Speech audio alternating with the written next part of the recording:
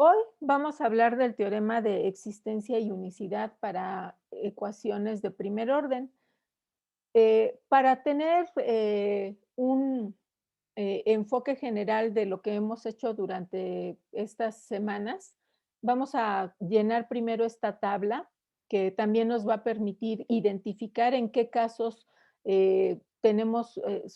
podemos encontrar la solución, podemos asegurar, de hecho, la existencia de una solución que sea única y en qué casos ya vimos que la solución no puede ser, no puede necesariamente ser única, la solución general, pero que ya al aplicar una condición inicial, se tiene que determinar una región en el dominio de la función en donde esa solución sea única. Bueno, vamos a empezar. Eh,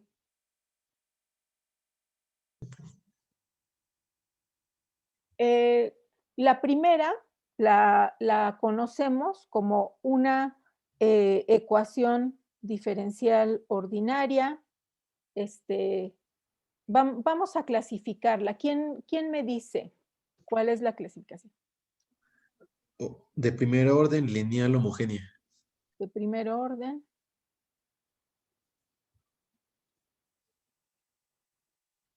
lineal homogénea. Lineal lo voy a escribir con mayúsculas porque esto es importante.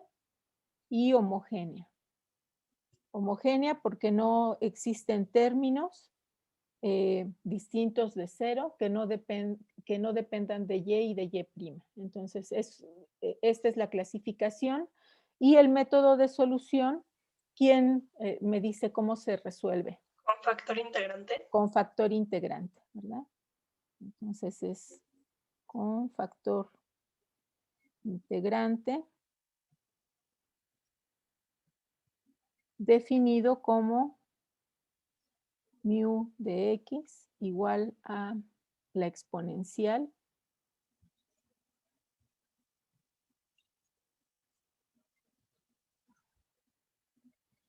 no va a caber. Como la exponencial de la integral de x con respecto a x. Y entonces la solución, bueno, se completaba la derivada de un producto del lado del izquierdo y al integrar con respecto a x quedaba una constante y luego se dividía entre el factor integrante y entonces queda la exponencial de menos.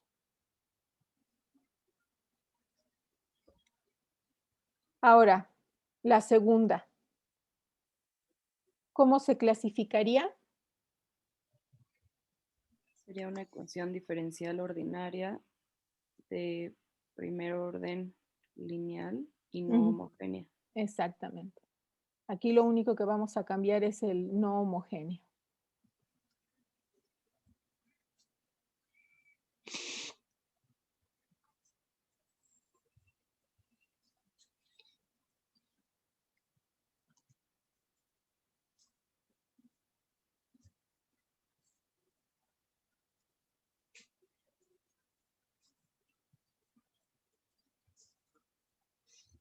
Y se resuelve también con factor integrante. Lo voy a abreviar como FI. Es exactamente el mismo.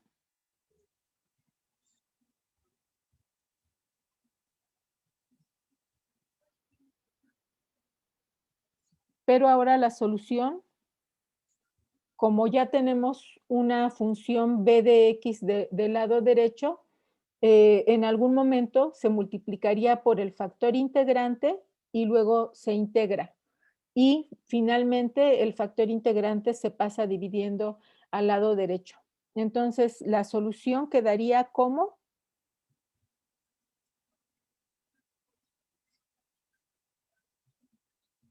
¿qué sigue?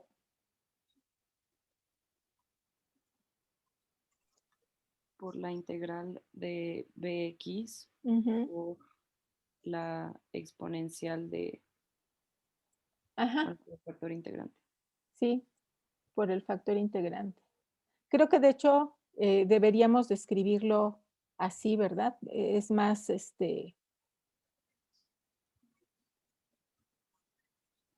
más compacto.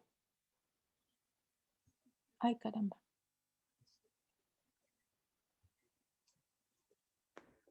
Ahí está. Luego, esta, ¿cómo la clasificarían?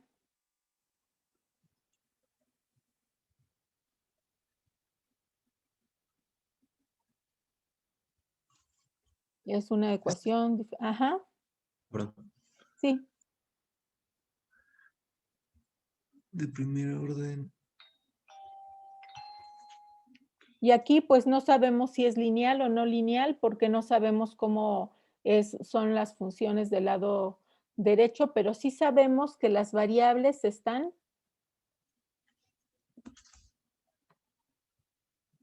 Hay una función que solo depende de X, otra que solo depende de Y. ¿Y esta ecuación cómo se llama? Separable. Separable.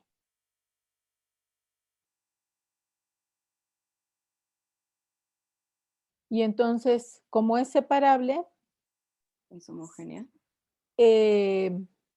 no necesariamente.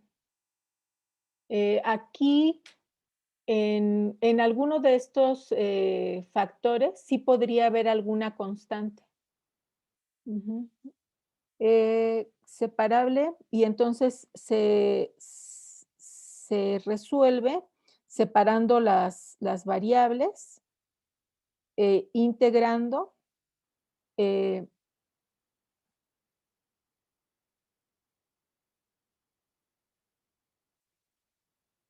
eh, con respecto, ambas integrándolas con respecto a X y luego utilizando el concepto de diferencial de Y, ¿verdad? Que es la derivada de Y por la diferencial de X y por eso se llega a esta integral. Ahora, en estas soluciones ya podríamos no tener solución única, ¿verdad? Porque nada nos garantiza que la función que tengamos aquí no sea, por ejemplo, no sé, un seno de Y o alguna otra función que no sea, eh, que no sea inyectiva. Y entonces, depende de la región en donde nos encontremos, eh, tendríamos que determinar eh, pedacitos de la función en donde sea válida la solución, en donde haya una solución válida, ¿no? Aquí ya el resultado podría ser una función no lineal y la solución, de hecho, a veces la expresamos de manera implícita, no necesariamente para estas ecuaciones, no necesariamente teníamos y de x es igual a algo que depende solo de f. Ya a veces dejábamos las soluciones expresadas en forma implícita o incluso pensándolas como una superficie, ¿verdad? Una función que depende de X y de Y igualada a una constante que es la constante de integración que proviene de estas integrales. Luego, esta, ¿cuál es el tipo de ecuación que tenemos aquí? Si se satisface esta propiedad, ¿qué tipo de ecuaciones? Homogénea.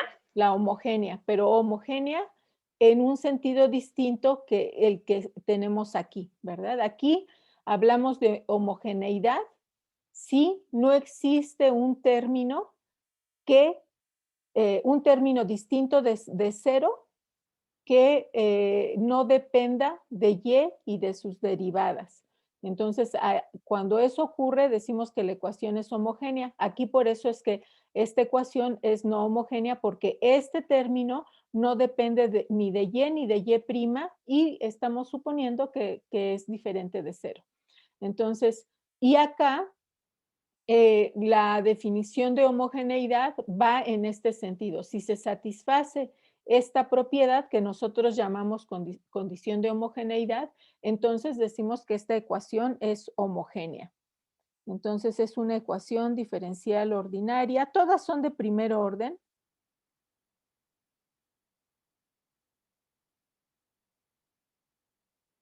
No sabemos si es lineal o no.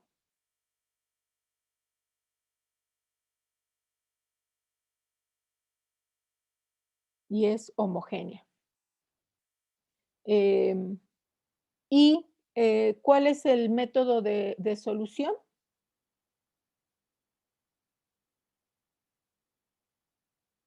Hacemos un cambio de variable y entonces ese cambio de variable nos lleva a que f evaluada en esta variable, f que depende de x y de y, la cambia a una f que depende de 1 y de u, y que por lo tanto la podemos pensar como una f de u. Entonces, transforma a la ecuación diferencial en x por u' más u igual a f de u. Y esta es la que resolvemos y además garantizamos que es una ecuación separable.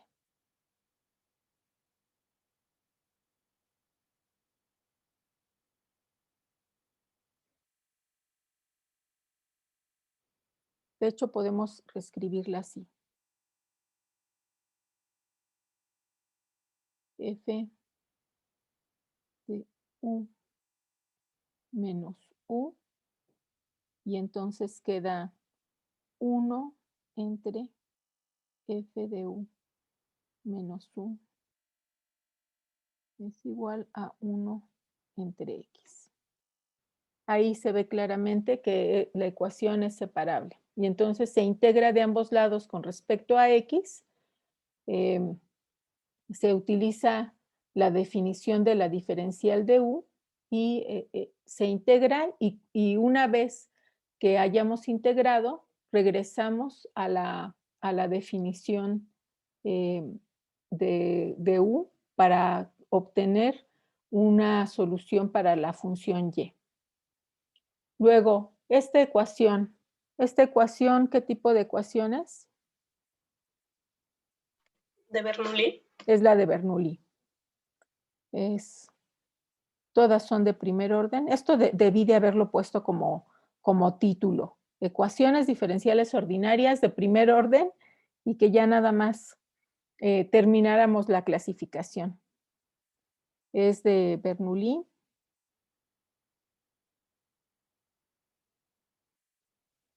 ¿Y es lineal o no lineal? No lineal. No lineal, ¿de qué grado? N. Ajá. Entonces es de grado n. ¿Y cómo se resuelve? Haciendo un cambio de variable u igual a y a la 1 menos n. Muy bien. Y aquí recuerden que lo importante es primero expresar este cambio de variable como y por y a la menos n. Eso por un lado, ¿verdad? Y entonces de aquí se tiene que y es igual a u por y a la n. Y la derivada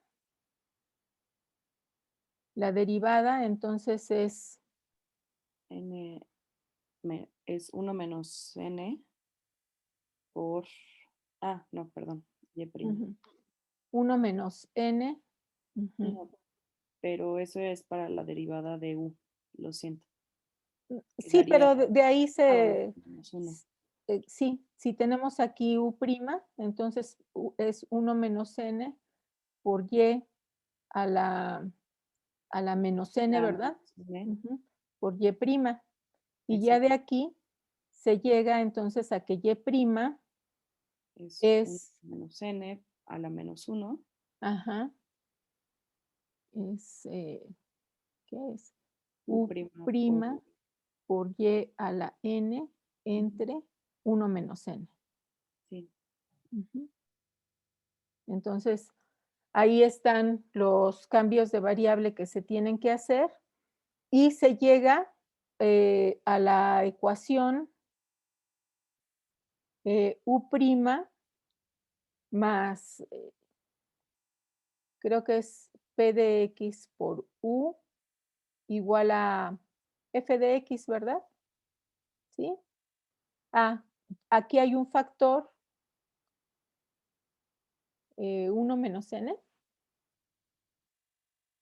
A ver, chicos, revisen sus notas rápidamente.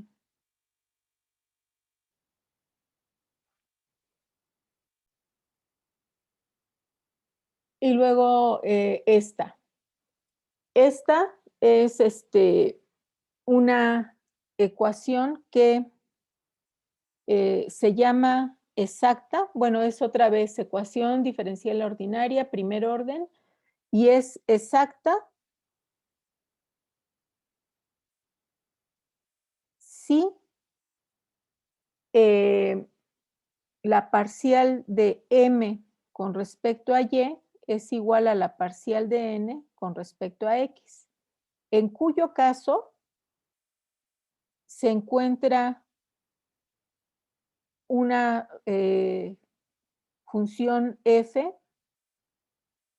definida como la integral de m con respecto a x y que al mismo tiempo debe de satisfacer que es la integral de n con respecto a y. Y entonces f, que depende de x y y, es esta es una superficie cuyas curvas de nivel son solución a la ecuación diferencial. Solución a la ecuación diferencial. Y tenemos otro caso.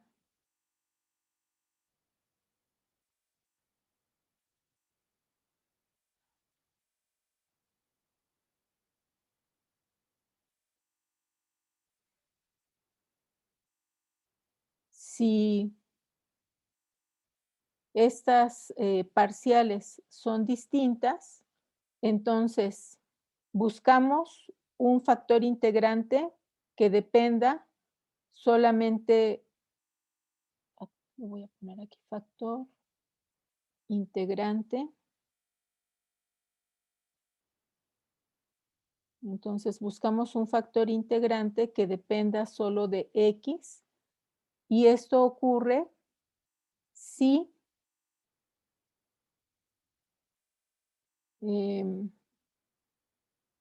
la parcial de m con respecto a y menos la parcial de n con respecto a x entre m es función solo de x.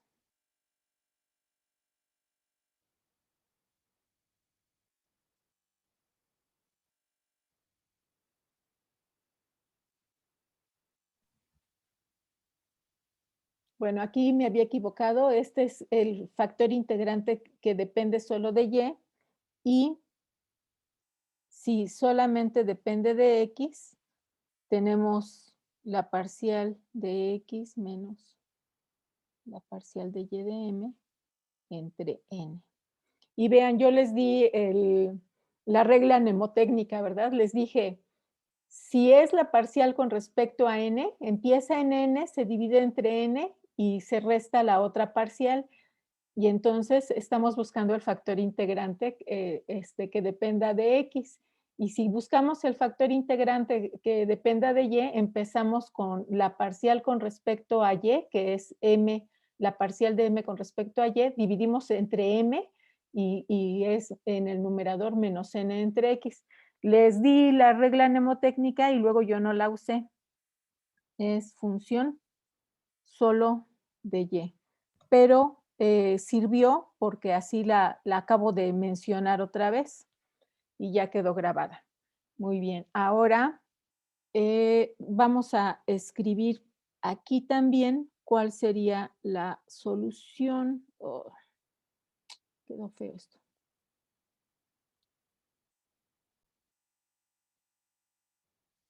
Entonces, si este cociente es solo función de x, la ecuación que planteábamos para el factor integrante se resuelve de esta manera. Aquí también hay que recordar que cuando se busca un factor integrante, en el proceso de integración no se agregan constantes de integración, puesto que lo que estamos buscando es una función que al multiplicarla por la ecuación original haga que sea exacta. Entonces, no nos complicamos con las constantes de integración que lo que harían es definir toda una familia de factores integrantes. Necesitamos uno nada más, no toda una familia. Por eso omitimos las constantes de integración. Y en este caso, entonces, tendríamos que el factor integrante que depende de y se define de manera análoga.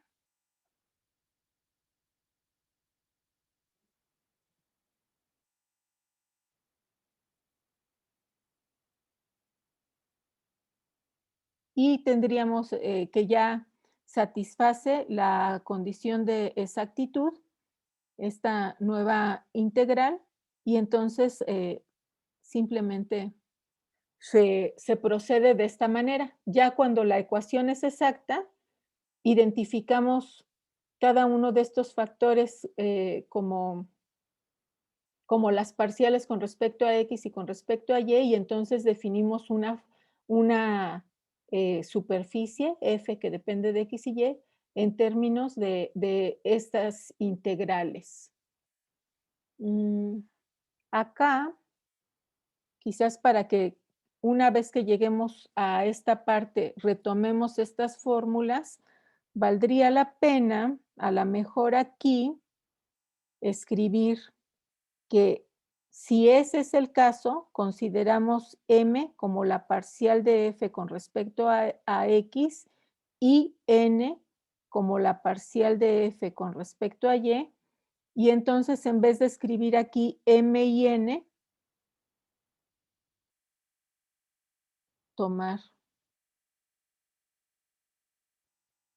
tomarlas así para que cuando ya, si tenemos una ecuación que no es exacta y nos vamos a este procedimiento, cuando llegamos a esta parte, ya vamos a estar definiendo justo estas derivadas parciales de la función y procedemos de acuerdo a, estas fórmulas cuando la ecuación ya satisface la condición de exactitud, que es esta, ¿verdad? Ujú.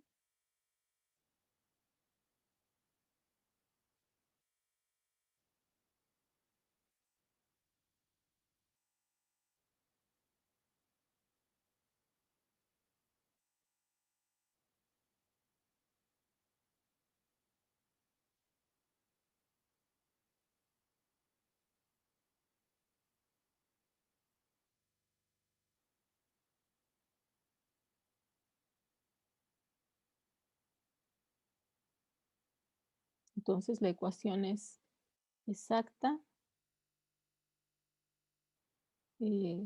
si las parciales mixtas son iguales. Creo que así queda ya completo. Bien, a grandes rasgos, esto es lo que hemos estado estudiando durante este mes. Y teníamos también un caso en el que decíamos, bueno, si la ecuación es exacta, directamente la resolvemos. Si no es exacta, buscamos si se puede hacer exacta y resolverla. Pero también había otros casos en donde llegábamos a la conclusión de que la ecuación no es exacta ni puede hacerse exacta.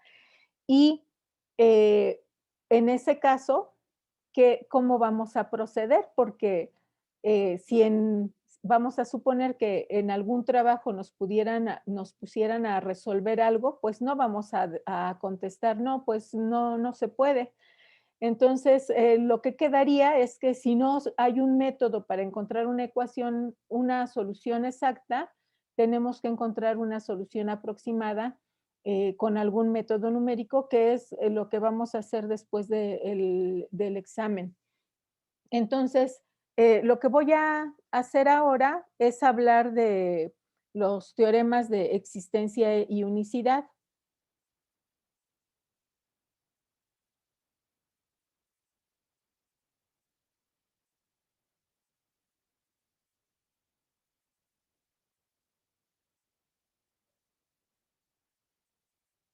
Y digo los teoremas porque podemos dividir en dos partes.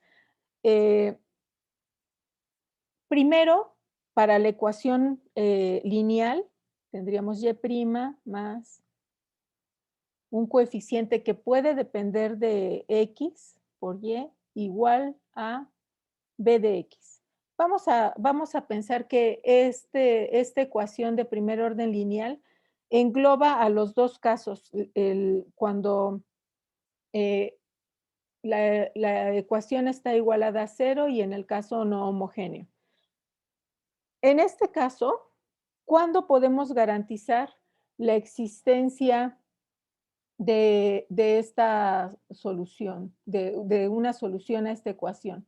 Siempre, porque de hecho tenemos hasta una forma de calcularlo.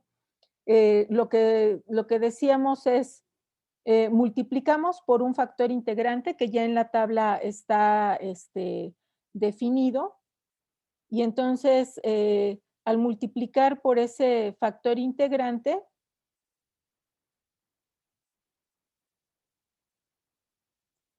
el lado derecho se puede reescribir como la derivada con respecto a x de mu por y igual a mu por b de x. Integramos con respecto a x y entonces llegamos a que la solución es 1 entre mu por la integral de mu de x por b de x diferencial de x. Entonces, en un teorema de existencia, ¿cómo se demuestra un teorema de existencia? Exhibiendo la solución. ¿La solución existe? Sí. ¿Por qué? Porque la estamos exhibiendo. Esta es la solución. Ahora, para que esta solución esté bien definida, por ejemplo, para que esta integral esté bien definida, debe de satisfacer las condiciones de continuidad del integrando. Entonces, y como mu está definida como la exponencial de la integral de a de x, aquí las condiciones para la existencia son que estos coeficientes sean funciones continuas en un intervalo en donde queramos aplicar esta solución. Entonces, diríamos que si a de x y b de x son continuas en un intervalo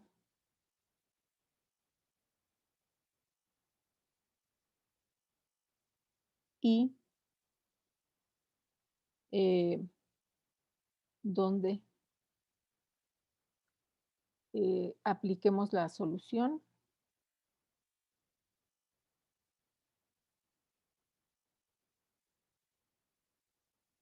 Entonces, es esta solución eh, estará bien definida.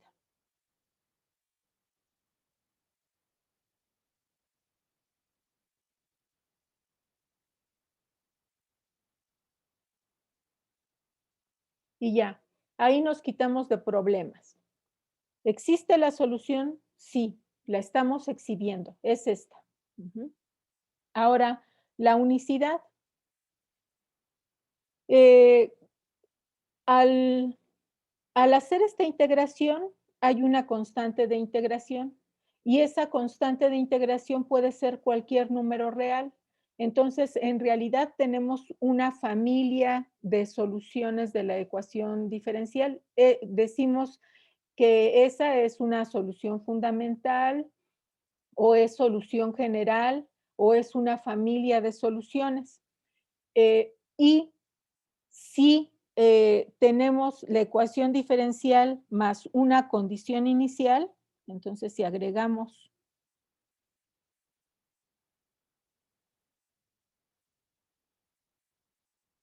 una condición inicial,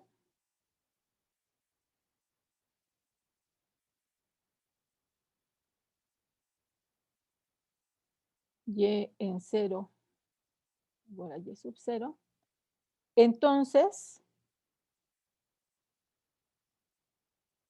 de todo el conjunto de soluciones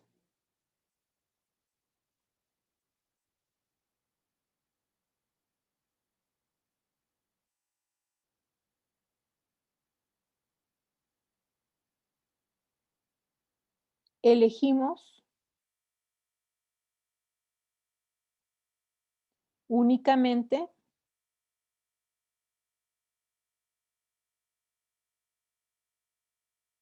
la que satisface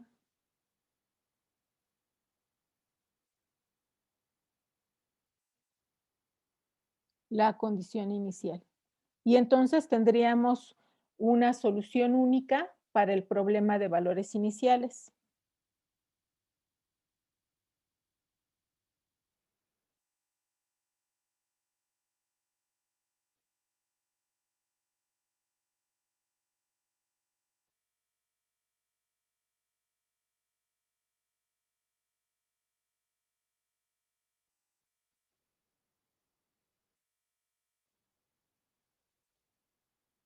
Bien, ahora, ¿hasta aquí hay alguna pregunta? A ver, entonces decíamos que esta solución es una solución general. Aquí cuando integramos se agrega una constante de integración y esa constante de integración lo que va a pasar es que A y B son las mismas funciones para cada una de esas constantes. Entonces, por la continuidad de estas funciones podemos garantizar que no se intersecan, sino que únicamente lo que va a pasar es que están desplazadas unas con respecto a otras. Y cuando imponemos una condición inicial, tomamos aquella solución que pasa por esa condición inicial y así la seleccionamos y podemos garantizar que esa solución es única. Bien, ahora, eh, esto está muy bien, pero resulta que solo es para estos dos casos. Y después, en las otras ecuaciones que estudiábamos, no necesariamente son funciones lineales y entonces al no haber linealidad sobre Y, eh, ya en la solución, eh, tratar de despejar Y en términos de X, a veces ni siquiera era posible y teníamos que dejar la solución en forma implícita, pero otras veces, cuando sí podíamos hacer ese despeje, quedaba, por ejemplo, ahí un signo más menos para determinar dos soluciones. Esas soluciones, en realidad, eh, es un poco, les mencionaba antes, es un poco como en el caso de cuando tenemos una parábola y calculamos la función inversa. Eh, esa función inversa pues va a ser válida dependiendo del valor de x que le demos. Si tomamos una x mayor o igual que 0, vamos a definir la función inversa como la raíz de x. Y si tomamos un número que está a la izquierda del 0, entonces la definiríamos como la raíz de menos x. Y de esa forma, en cada uno de los subintervalos está definida de manera única. Entonces ahí lo que va a pasar cuando tengamos ya el problema en general, es decir, aquí estamos hablando de y' igual a f, una función f que depende de x y de y no sabemos si al definir esta función f, si esta función es lineal, es separable, define alguna forma exacta, no sabemos. Entonces, este es el teorema de existencia y unicidad de una solución. Pensemos en una región rectangular del plano XY que contiene al punto x sub 0, y sub 0, una condición inicial. En su interior, ¿verdad? En el interior de esta región. Si la función f y su parcial con respecto a y son continuas, entonces garantizamos la existencia de algún intervalo contenido en la región en donde estas funciones son continuas, de tal modo que existe una solución única al problema de valores iniciales. Entonces, ¿por qué creen que se pide la continuidad de la función f y de la parcial de f con respecto a y?